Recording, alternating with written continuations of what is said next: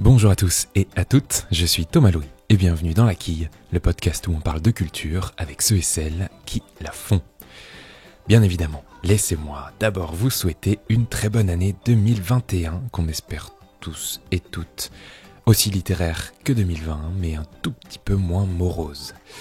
Aujourd'hui sonne le début d'une période importante dans la vie littéraire française, la rentrée de janvier. Comme en automne, de nombreux livres font leur apparition sur les étagères des librairies, et parmi eux, le nouveau roman de Gaël Josse, Ce matin-là, paru aux éditions Noir sur Blanc dans la collection Notabilia. Après s'être intéressé au dernier gardien du centre d'immigration d'Ellis Island, après avoir jeté son regard sur l'incroyable destin de Viviane Mayer, Gaël Josse décrypte ici les rouages et les enjeux de ce qu'on devient lorsque dans nos vies tout s'effondre.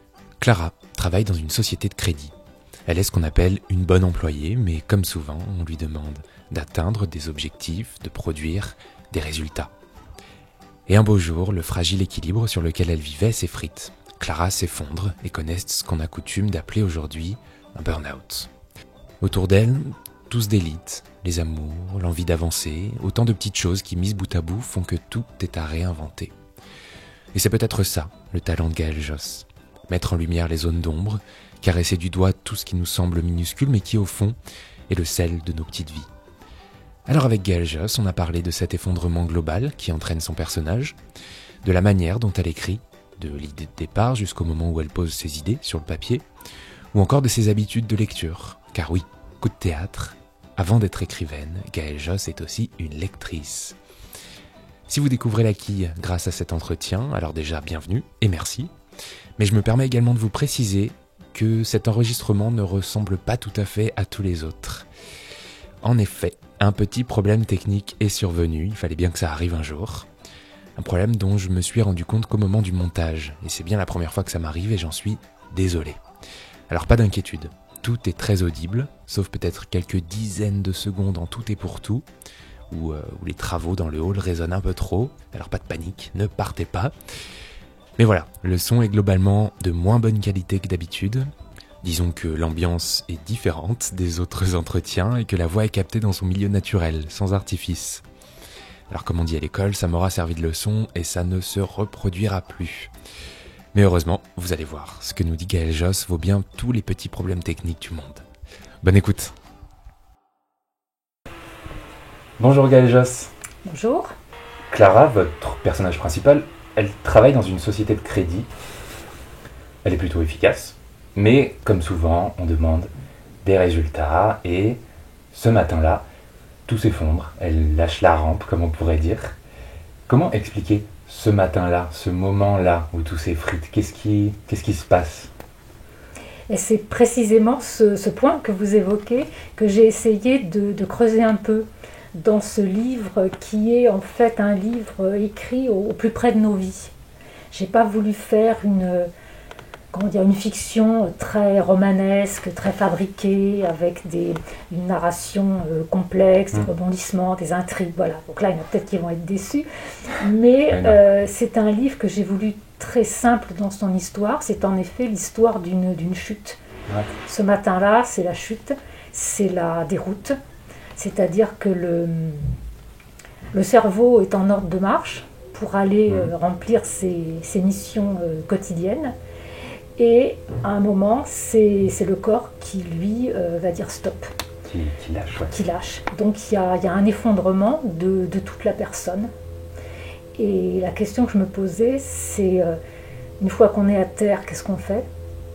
Comment est-ce qu'on se redresse ? Comment est-ce qu'on se relève ? Qu'est-ce que ça va modifier dans nos vies, comme vous l'évoquiez ? On vit dans une espèce de petites galaxies, de petites constellations intimes, avec une certaine stabilité, une certaine harmonie, sans que rien soit figé. Et d'un moment, tout ça, ça va être pulvérisé par une astéroïde et tout va exploser. Donc tout va être à réinventer, à renégocier, à retrouver, aussi bien, comme vous le disiez, la vie personnelle, affective, amoureuse, la vie familiale, la vie professionnelle, la vie sociale, le regard des autres, puis aussi le propre regard qu'on porte sur soi, parce qu'à un moment, on n'est plus rien. on n'est plus bon à rien. Donc qu'est-ce qu'on vaut encore par rapport à soi, par rapport aux autres? Et en fait, je crois qu'au fond, c'est un livre sur le désir que j'ai voulu écrire, sur quel est notre désir dans la vie, à nous, notre vrai désir. Qu'est-ce qu'on veut faire finalement de notre vie quand on s'aperçoit qu'à un moment, on s'est laissé embarquer dans la seringue parce que on n'a pas toujours le choix. Puis une fois qu'il faut y aller, il faut assurer. Mais est-ce que c'était vraiment nos vrais choix? Est-ce que c'était le truc qu'on voulait faire quand on était petit? Précisément, voilà. Dans cette espèce de reconstruction, disons, il y a une période de latence nécessairement. Et dans le livre, Clara, par exemple, elle évoque régulièrement des souvenirs, notamment de son ex, Thomas, ça ne s'invente pas, la mélancolie, la nostalgie, parfois même du passé. C'est un élément fondateur de cet état-là, de cette espèce de demi-sommeil de vie. Oui, il y a toujours quelque part une sorte de paradis perdu, même si c'était loin d'être un paradis, puisqu'on voit que si on est tombé et qu'on est à bout, c'est que c'était vraiment pas le paradis. C'était des choses qui ne nous convenaient plus, où on nous demandait beaucoup trop, ou des choses qui nous font violence. Mais quand on tombe vraiment dans le vide, dans le gouffre, je dirais que tout ce qui était avant, avec ses repères quand même familiers, ont des côtés un petit peu, c'est ça, quelque part d'un paradis perdu qu'on ne retrouvera jamais.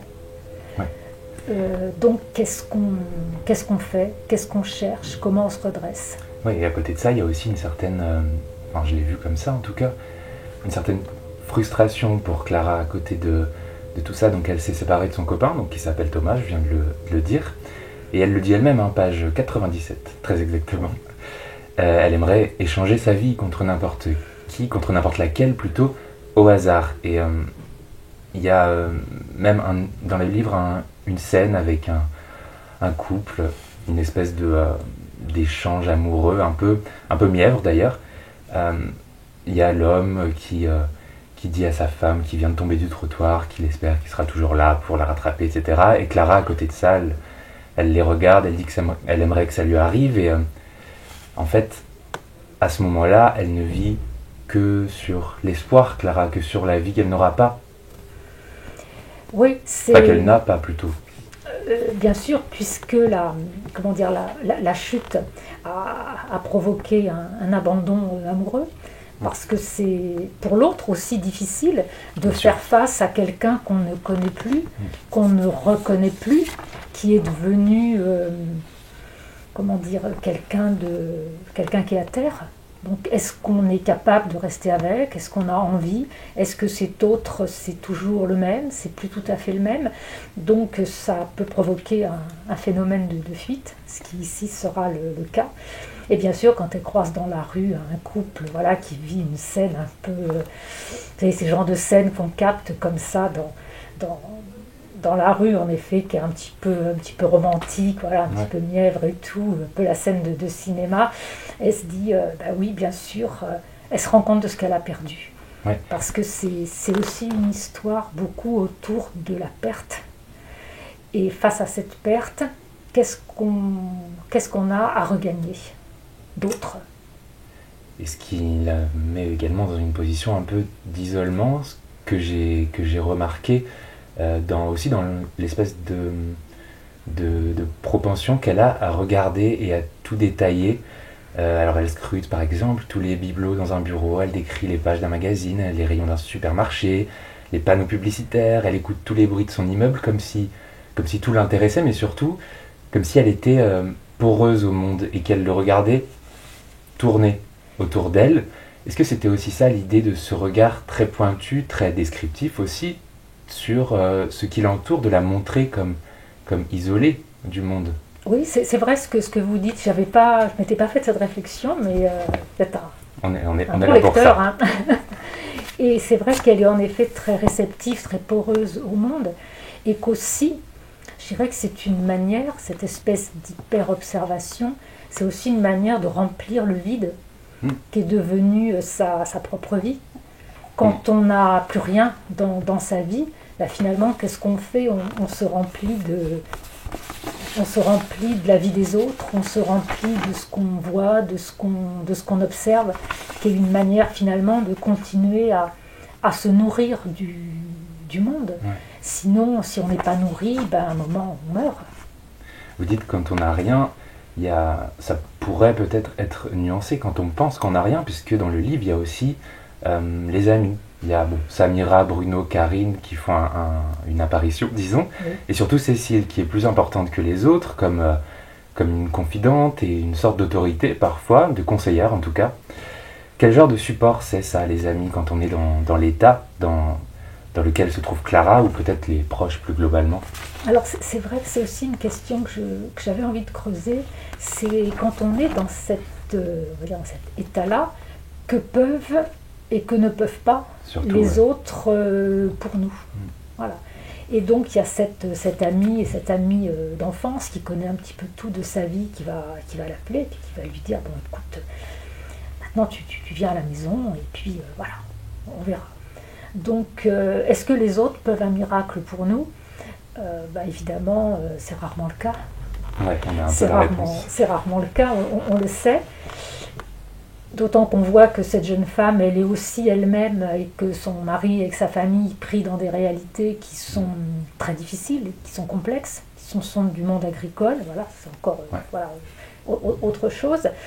Mais à un moment, cette amie qui ne va pas faire de miracle, elle va lui, au cours d'une conversation, innocemment, sans le vouloir, lui jeter peut-être les quelques mots qui vont être la rampe à laquelle elle va s'accrocher, ces quelques mots qui vont finalement l'aider à retrouver ce désir profond qui est en elle. Et je me dis que finalement, c'est souvent le cas. On ne sait pas toujours ce qu'on donne aux autres. Quelquefois, on a l'impression qu'on va peut-être aider quelqu'un, prendre des trucs en charge, etc. Mais que finalement, l'essentiel n'est pas là. Et quelquefois, un mot, le bon mot qu'il faut au bon moment, voilà, très peu de choses, c'est ça qui va avoir le plus de poids, le plus de force. Et c'est aussi des choses qu'on a tous reçues dans notre vie. Quelquefois, le mot qui fait écho, le mot magique, voilà, qui est un mot parfaitement innocent, mais qui va nous éclairer. Et voilà, à un moment, elle va recevoir ces mots qui vont lui permettre de commencer à redresser la tête, à rebondir, à repenser un peu sa vie. Et puis, il y a autre chose que je voulais évoquer, mais vraiment vous allez sûrement y arriver. C'est l'amitié, bien sûr. Et puis, c'est la nécessité, dans ces situations-là, de remonter à l'enfance. Ouais. Et pour moi, c'était quelque chose de très important dans ce livre. Pour quelle raison ? Voilà, de parler de l'enfance, parce que y a quand même beaucoup de choses qui prennent leurs racines, bonnes ou mauvaises. L'enfance disait quelqu'un qu'on connaît bien, qui s'appelle Jean-Paul Sartre. Voilà, donc il y a quand même beaucoup de choses qui se jouent là, aussi dans le regard qu'on a porté sur nous. Et Clara, c'est la bonne élève qui cherchait à avoir l'approbation chez elle. Et de même qu'elle va être la bonne salariée qui va continuer à vouloir recevoir l'approbation dans sa vie professionnelle. Ouais, une espèce de modèle qu'elle a toujours voulu. Voilà, exactement. Tout ça, c'est un petit peu la continuité d'avoir besoin d'être aimé, tout simplement. Et on a tous besoin d'être aimé, voilà. Ouais. Donc on s'y prend comme on peut. Et donc elle va devoir se réinterroger un petit peu sur son enfance, sur ses relations familiales, avec ses parents, avec son frère. Il y a quelques non-dits, quelques situations qui ont l'air quand même un peu complexes. Faire le tri du passé un peu. Voilà. Donc elle va remonter à cette source vive de l'enfance, et elle va aussi y retrouver les racines de son envie à elle, de ce qu'elle veut vraiment faire dans sa vie. Dans sa vie. Comment vous en êtes arrivé, vous, à évoquer, à traiter même ce sujet ? En fait, sur les 2-3 années passées, j'ai vu beaucoup de monde tomber. autour de moi. Et quand je dis tomber, c'est aussi tomber physiquement. J'ai par exemple eu une collègue que j'ai un soir trouvée roulée en boule dans son bureau sur la moquette. Bon, c'est quand même des choses qui sont extrêmement violentes. Ça interroge. Ça interroge d'abord, on se dit qu'est-ce que moi j'ai pas vu, est-ce que j'ai contribué à aussi? On se pose, voilà, est-ce que. Et qu'est-ce qu'on peut faire pour elle? Et puis c'est terrible de voir quelqu'un dans cet état de souffrance qui vraiment met à terre physiquement. Et puis, comme tout le monde, j'ai aussi traversé des périodes professionnelles plus ou moins simples. Donc, cette question du mal qu'on se fait au travail, ça m'a fait beaucoup réfléchir. Je me suis dit, pourquoi autant de souffrance, autant de violence finalement dans le milieu professionnel, même si c'est une violence qui est en tailleur et en costume, qui est très feutrée. Et voilà, pourquoi est-ce qu'on y joue des choses aussi terribles? Pourquoi on arrive à accepter des pressions telles, des injonctions qui sont à un moment inhumaines?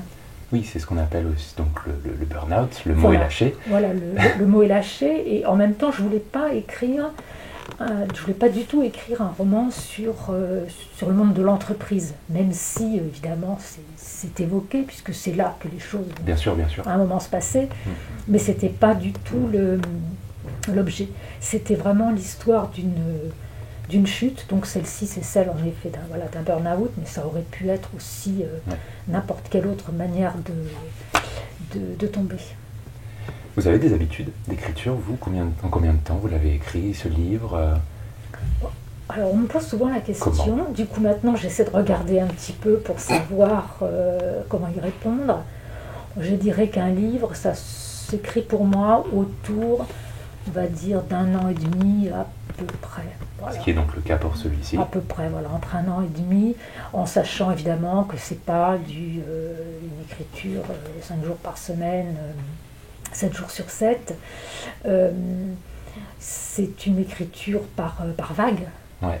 Il y a d'abord toute cette phase invisible qui est la plus importante. Qui est de retrouver une collègue, qui est de s'inspirer. Voilà, qui est de...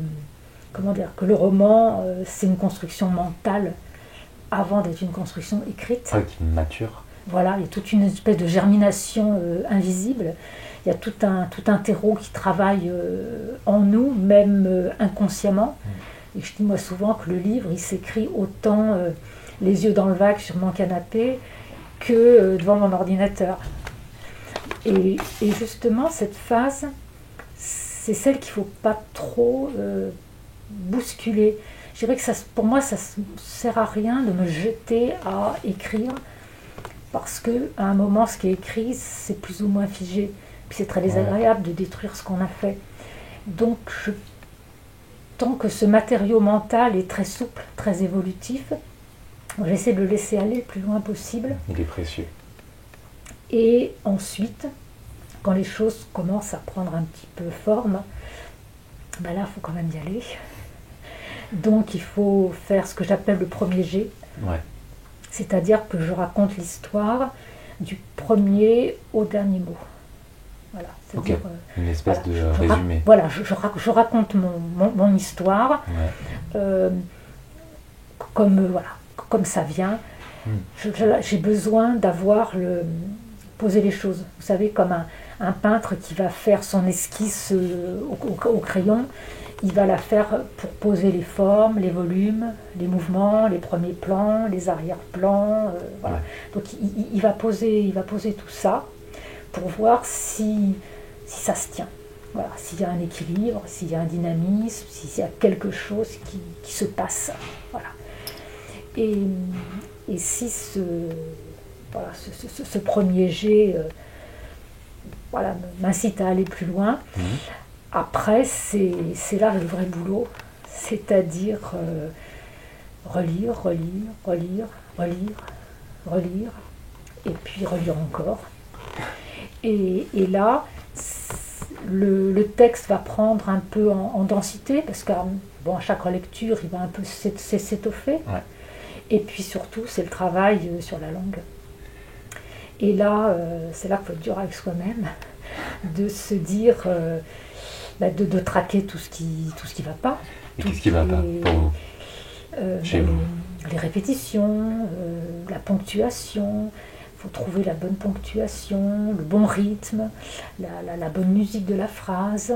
Il ne faut pas abuser des adjectifs ou abuser de certaines formules ou de certaines formes ou de certaines métaphores. Il faut écrire évidemment comme on sait écrire, sans rester dans, je ne vais pas dire sa zone de confort, c'est un peu galvaudé comme expression. Ouais, on a compris l'idée en tout cas, je pense. Voilà, d'aller toujours un petit peu plus loin que ce qu'on est capable de faire, de se surprendre, et puis surtout de garder la vivacité première du texte, de ne pas non plus l'affadir. Ok. Sur la couverture de ce livre, qui est juste là, il y a un bandeau rouge incrusté qui vous cite concrètement en disant « J'ai voulu écrire un livre qui soit comme une main sur l'épaule ». C'est-à-dire, le livre, c'est comme un réconfort. Alors, comme quoi? C'est vrai que ce livre, j'avais envie de faire quelque chose d'un peu... j'avais envie d'un livre un peu consolant, un peu réparateur, peut-être un peu moins tragique que tous mes précédents, qui sont des histoires qui étaient souvent assez dures ou assez fortes ou avec une dimension tragique. Ou voilà, vous avez en main le précédent, l'histoire dont je m'apprête à parler, de Viviane Mayer, qui est aussi une histoire de vie très, très forte et très, très tragique au fond. Une femme en contre-jour, ça s'appelle? Une femme en contre-jour. Donc j'avais envie d'écrire quelque chose qui soit... c'est ça, peut-être un peu plus... avec peut-être davantage d'espoir, de réparation, et en pensant vraiment à celui ou à celle qui allait lire le livre. Et j'avais dit une fois à mon éditeur, voilà, j'ai eu envie d'écrire un livre qui soit un peu comme une main posée sur l'épaule. Et il m'a dit, ça serait bien de garder cette phrase. Et du coup, il l'a immortalisée sur ce bandeau qu'il a ajouté sur la couverture. Vous parliez justement à l'instant du lecteur, de la lectrice. Vous y pensez lorsque vous écrivez ou vous y pensez une fois que c'est terminé? Alors, je dirais que il faut y penser un peu forcément, puisque je fais énormément de rencontres un peu partout, en lycée, médiathèque, librairie, festival, tout ça. Donc je dirais que je connais un peu les lecteurs qui me suivent. Mais en même temps, il ne faut pas trop y penser, parce qu'il faut se garder d'écrire en disant « Ah ça va plaire à mes lecteurs ». Oui, ça, je trouve ça terrible. Ouais. Parce que là, on se met à fabriquer un bouquin. Le fabriquer. On n'écrit plus un livre. Ouais. Et qu'il faut aussi que les lecteurs savoir peut-être les surprendre, les bousculer, pas forcément les caresser dans le sens du poil tout le temps, d'autant qu'on ne sait pas forcément ce qu'ils veulent, ce qu'ils attendent, donc on ne peut pas préjuger de ce qu'ils souhaitent. Je pense qu'il faut vraiment rester au plus près de son désir d'écriture. Voilà. C'est ça que j'ai envie d'écrire, de cette manière-là, et j'espère que peut-être les lecteurs suivront, peut-être qu'ils suivront moins, mais c'est ça que j'avais envie de faire, et c'est surtout ça l'essentiel. Et vous êtes quel genre de lectrice? Je sais que vous aimez beaucoup la poésie, par exemple, vous en avez écrit? Oui, j'en ai écrit encore, j'en lis beaucoup. Ouais. Alors je suis moi une lectrice addicte, compulsive, obsessionnelle. C'est-à-dire je lis au moins 3-4 livres par semaine. Ah oui, obsessionnelle dans le sens où vous lisez beaucoup, pas je lis toutes les œuvres de tel auteur ou... Non, je ne lis pas, mais je suis une lectrice curieuse. Voilà. Donc là sur votre table qui nous entoure, il y a plein de bouquins, mais j'ai juste envie de dire on arrête de parler et laissez-moi bouquiner tranquille. Ça va venir. Voilà, je lis énormément parce que je suis curieuse. Voilà. J'aime découvrir des histoires, des voix, des styles, et je trouve qu'on a eu une très belle rentrée littéraire. Je trouve aussi. Il y a des années, c'est intéressant, mais on n'a pas forcément les grands coups de cœur. là, moi, j'ai trouvé vraiment des choses magnifiques. Comme quoi, tiens? Eh bien, un premier roman qui m'a quand même assez bluffé quant à l'écriture et à la subtilité de l'histoire, c'est Un jour ce sera vide de Hugo Lindenberg. Je crois que c'est chez Christian Bourgois. Non, chez Bourgois Éditeur maintenant, ça s'appelle. Pardon. C'est une histoire, c'est sur l'enfance, sur ce passage entre l'enfance et l'adolescence. C'est très sensible, très très sensible, c'est assez terrible aussi. Puis l'écriture est absolument sublime. Moi j'ai trouvé que c'était vraiment un des très beaux livres que j'ai lus. Super. Je pense au livre Au Saturne de Sarah Chiche, ouais. qui est d'une exceptionnelle puissance. Au seuil. Franchement, c'est intelligent, c'est brillant, c'est puissant, c'est d'une sensibilité suraiguë. Je trouve que c'est un livre magnifique. Et puis il y a les deux Lafont, Lola et Marie-Hélène. Lola Lafont que j'ai reçu ici et Marie-Hélène Lafont qui a reçu le prix Renaudot. Exactement, voilà, donc avec l'histoire du fils qui est une histoire absolument tragique et magnifique.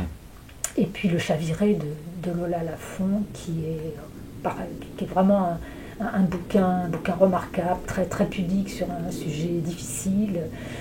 Donc voilà, enfin on pourrait parler de livres voilà, toute la soirée. On est en train de faire vos coups de cœur culturels.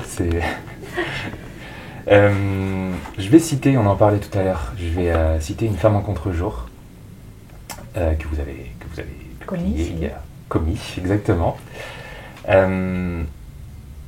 Je vais citer la page 153. Bon, j'ai la version poche sous la main au cas où ça intéresse les gens.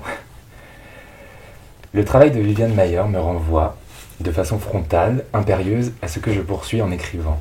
Faire passer un peu de lumière dans l'opacité des êtres, dans leur mystère, leur fragilité, dans leurs errances, et dire ce qu'on entrevoit, ce qu'on devine et qui se dérobe. Assemblage unique pour chacun de chair et de rêve. Au détour d'une phrase, parfois, surgit notre nudité. Qui va nous faire face dans le miroir? Quels anges déchus et quelles enfances oubliées?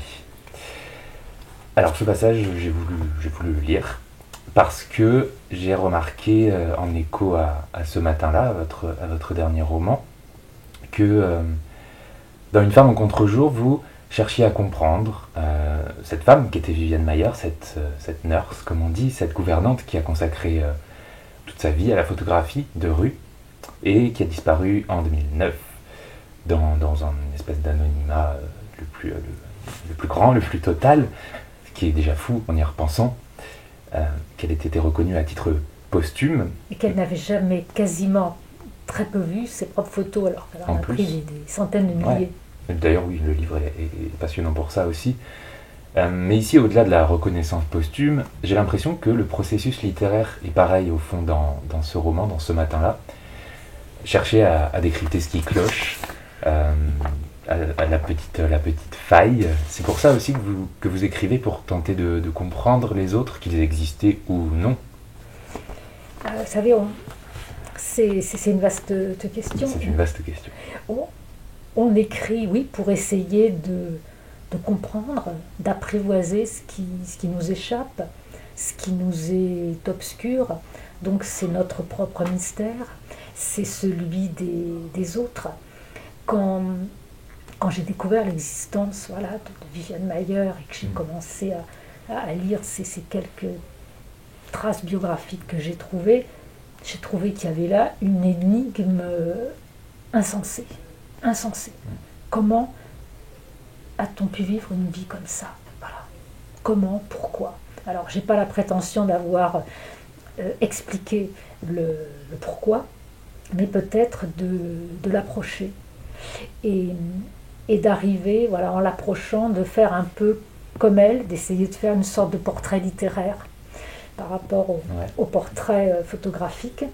Et c'est ça qui m'intéresse en fait. Je crois qu'en littérature, comme en peinture ou en photo, ce qui m'intéresse le plus, c'est l'art du portrait. C'est l'art du visage. Parce que nos visages, c'est qu'est-ce que la vie a fait de nous. Bien souvent. Voilà. Et c'est pour ça que c'est aussi difficile en ce moment. Là, on est en train de se parler à 1,50 m l'un de l'autre, on est masqué, et dans la rue. Voilà, je trouve que c'est très difficile aussi par rapport à ça. Et moi, je rêve du moment où on va pouvoir retrouver les visages, parce que nos visages, ils disent tout de nous, ils racontent tout de nous, de notre histoire, de nos blessures, de nos failles, de nos enthousiasmes. Et oui, ça se voit particulièrement maintenant d'ailleurs, ce qu'on est en train de faire, on n'échange qu'avec les yeux. Voilà. Et que l'art du portrait, vous prenez un portrait de Titien ou de Francis Bacon, enfin voilà, c'est le portrait, c'est le visage, pour moi, c'est toute la personne. Donc peut-être finalement, en écrivant, c'est ça que j'essaie de faire en fait, des portraits, plus que de raconter des histoires où il se passe des tas de choses. Ouais. Alors vous avez également écrit de la poésie, on l'a dit, mais ce livre, ce matin-là, c'est votre, si j'ai bien compté, 8e roman. Oui, on m'a dit que c'était mon 10e livre. Ah oui, bon. Donc, eh bien, c'est 8, 10 ou 9, on ne sait pas, mais c'est un roman. Est-ce qu'il y a des thèmes qui vous paraissent intéressants à traiter, mais sur lesquels, je ne sais pas, sur lesquels vous ne vous sentez pas prête à écrire? Oui, il y en a des tas qui vous pouvez dire qui se profilent, sur lesquels j'avance très lentement, voilà, très très lentement. Je ne vais peut-être pas en parler là, parce que c'est encore un peu secret. Hein, voilà, en tout cas, vous êtes en train d'écrire en ce moment. Mais oui, il y a des sujets qui m'obsèdent, qui me traversent, qui me hantent, et sur lesquels je sens que le moment commence à venir, mais doucement. Il y a des choses auxquelles on a du mal à se confronter, parce que c'est sensible, parce que c'est douloureux, parce qu'on sait qu'on va y aller, ça va faire un peu, voire beaucoup mal. On n'a pas non plus envie du livre thérapie, du livre thérapeutique, parce que c'est quand même bien que la littérature soit plus grande que nos vies. Donc voilà, il y a des sujets, en effet, c'est ça, on tourne autour, et puis peut-être qu'un jour, je vais trouver la porte. Ça mature. Et pour finir, je vais vous poser une question que je pose à tous mes invités, à toutes mes invitées. Est-ce que vous avez un ou plusieurs coups de cœur culturels à nous partager? Alors, on parlait de livres tout à l'heure. Alors, je suis en train de lire aussi en ce moment un auteur que j'adore, que les auditeurs, j'imagine, connaissent aussi. Moi qui suis une fan de littérature américaine, j'ai une passion totale pour Ron Rash. Ok. Voilà, donc là je suis en train de terminer Serena, par exemple, je n'avais pas encore lu. Il faut tous les lire, parce que les personnages sont magistraux, les constructions c'est impeccable, c'est construit, ça nous embarque, il y a cette manière très américaine d'être ancré dans les territoires, dans les espaces, et puis il a un sens de psychologie qui est quand même d'une acuité extrême. Et puis en peinture, je dirais qu'il y a l'exposition là, des mois derniers, qui m'a permis de voir, parce que je les connaissais surtout qu'en reproduction, toute la peinture du peintre danois Hammershøi. Ouais. La peinture, c'était à Jacques Marandré. La peinture du vide, du silence. Pas comme aujourd'hui. Voilà, pas comme aujourd'hui. Voilà, on est encore chez moi. Par les travaux dans l'immeuble. Voilà, le vide, le silence. Qu'est-ce qu'on projette, qu'est-ce qu'on investit dans ces pièces vides, dans ces personnages qui font face à la fenêtre. Je trouve que c'est très inspirant en littérature, parce que ça ouvre énormément de possibles, de pistes. Voilà, à quoi pense cette femme, qu'est-ce qui se joue dans cette pièce. Il y a une espèce de tension du vide que je trouve complètement fascinante. Super. Ça s'appelle Ce matin-là. C'est le nouveau roman de Gaëlle Josse qui vient tout juste de paraître aux éditions Noir sur Blanc, collection Notabilia. Merci beaucoup, Gaëlle. Merci, Thomas-Louis. Et bien voilà, la quille, c'est terminé pour cette semaine, mais on se retrouve évidemment très vite avec un nouvel entretien. un nouveau son, en tout cas un meilleur son, et un nouveau ou une nouvelle invitée pour parler de culture. En attendant, n'hésitez pas à suivre La Quille sur les réseaux sociaux, à vous abonner au podcast, évidemment. Merci beaucoup pour votre écoute et à très vite.